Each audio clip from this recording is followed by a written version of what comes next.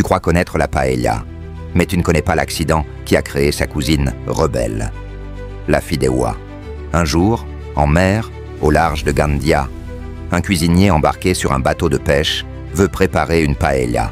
Il a tout, le poisson, le bouillon, le feu, mais il a oublié le riz. Pas question de rentrer les mains vides. Il prend ce qu'il a, des fideos, ces petites vermicelles, en pâte. Il les jette dans la poêle brûlante. Et là, au milieu des vagues, de la fumée, du sel et du soleil, une légende est née, la fideuà. Pas une copie, pas une variante, une création sauvage, née d'un oubli, devenue un monument. En Espagne, le soir, il n'y a pas de paella. Et ce n'est pas une blague. Là-bas, la paella, ce n'est pas un plat de restaurant. C'est un plat de midi, un plat de dimanche, un plat de famille. Parce qu'elle demande du temps, parce qu'elle est lourde et parce qu'elle mérite le soleil. À 14 heures, les familles se rassemblent. 3 générations, une seule poêle, un seul silence. Celui de ceux qui mangent avec respect. À midi, les restaurants à paella sont pleins. À 21 heures, ils sont vides. Et s'ils servent encore de la paella le soir, alors ce n'est pas une paella, c'est un piège à touristes. Car une vraie paella ne se réchauffe pas, ne s'improvise pas. Et surtout, ne se mange pas la nuit. La paella, c'est la lumière, c'est le feu, c'est le cœur d'un repas partagé. Tu veux comprendre la vraie culture, paella? Abonne-toi, parce que ce qui vient remet tout à sa place. C'est pas le riz qui s'adapte à toi, c'est toi qui dois t'adapter au riz. Aujourd'hui, on a fait un test très simple.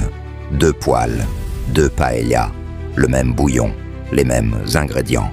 Mais 2 riz différents, riz rond et riz long. Le résultat? Le riz rond absorbe le bouillon, le goût, la couleur. Il devient crémeux, mais reste ferme. C'est vivant, c'est généreux. C'est une paella. L'autre, le riz long, c'est un désastre. Les grains flottent, éclatent, se collent. Aucune mâche, aucun goût, une bouillie fade. Pourquoi? Parce que le riz rond est riche en amidon. Il est fait pour absorber. C'est une éponge. Le riz long, lui, est conçu pour rester sec et séparé. Il n'a rien à faire dans une paella. Si tu veux éviter cette erreur, abonne-toi maintenant. Car cuisiner une vraie paella commence par choisir le bon riz. Et non, le basmati, ça ne compte pas. À bientôt pour la suite. Tu crois que la paella vient de la mer? Alors assieds-toi. Parce que ce que tu vas entendre va changer ta vision de ce plat. L'histoire commence dans la campagne valencienne, pas sur une plage, pas dans un restaurant, mais entre des champs, des canaux d'irrigation et des ouvriers affamés. Ces ouvriers agricoles cuisinaient ensemble, à la fin de la journée, avec ce qu'ils avaient, du riz, des haricots, du lapin, parfois un escargot ou 2, et un feu de bois au sol, avec une grande poêle plate qu'on appelait déjà la paella. Ce plat était un symbole de partage, une cuisine de récupération, modeste, mais intelligente, adaptée à la chaleur, à la terre et au rythme du travail rural. Mais pourquoi du riz? Parce qu'il avait été introduit des siècles plus tôt par les Arabes.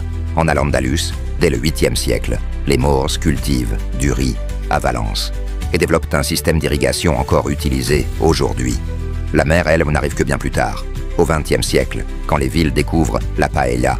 On y ajoute crevettes, moules, calamars, pour les touristes, pour impressionner. Mais la vraie paella, l'originelle, la rustique, celle des champs, du feu de bois et de la terre, elle reste un hommage à la patience, au savoir-faire et à la magie du riz. Tu veux vraiment savoir ce qu'est une vraie paella? Abonne-toi, ce n'est que le début.